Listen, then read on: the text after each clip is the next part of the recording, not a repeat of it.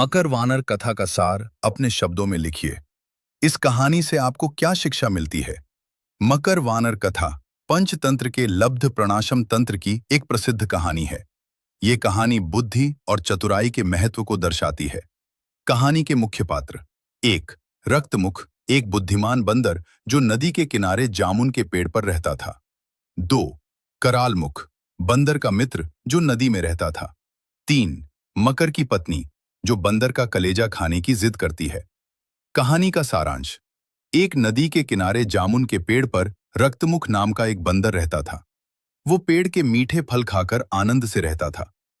एक दिन करालमुख नाम का एक मगरमच्छ वहां आया।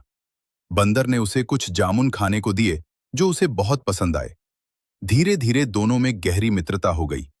मगरमच्छ अक्सर कुछ जामुन अपनी पत्नी के लिए भी ले जाता था। जब उसकी पत्नी ने वे मीठे जामुन खाए तो उसने सोचा, जो बंदर रोज इतने मीठे फल खाता है, उसका हृदय कितना मीठा होगा। उसने अपने पति से बंदर का कलेजा लाने की जिद की। मगरमच्छ पहले तो तैयार नहीं हुआ, लेकिन पत्नी के दबाव में उसने एक योजना बनाई। वो बंदर के पास गया और कहा, मित्र, मेरी पत्नी ने तुम्हें भोजन पर घर बुलाया है। बंदर तैयार हो गया और मगरमच्छ की पीठ पर बैठ गया। जब वे नदी के बीचों बीच पहुंचे तो मगरमच्छ ने सच बता दिया कि उसकी पत्नी उसका कलेजा खाना चाहती है। बंदर घबराया नहीं और चतुराई से बोला, अरे मित्र, ये बात तुमने पहले क्यों नहीं बताई?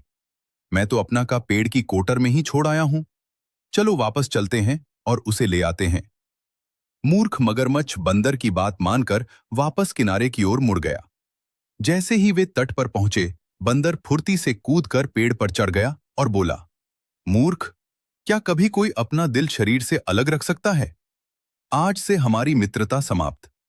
कहानी से शिक्षा: इस कहानी से हमें दो मुख्य शिक्षाएं मिलती हैं। 1. विपत्ति में धैर्य और बुद्धि। संकट के समय घबराने के बजाय अपनी बुद्धि का उपयोग करना चाहिए।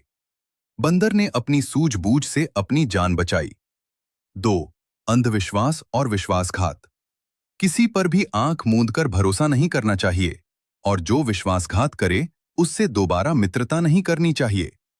संकट के समय जो अपनी बुद्धि का त्याग नहीं करता, वह कठिन से कठिन परिस्थिति से भी बाहर निकल आता है।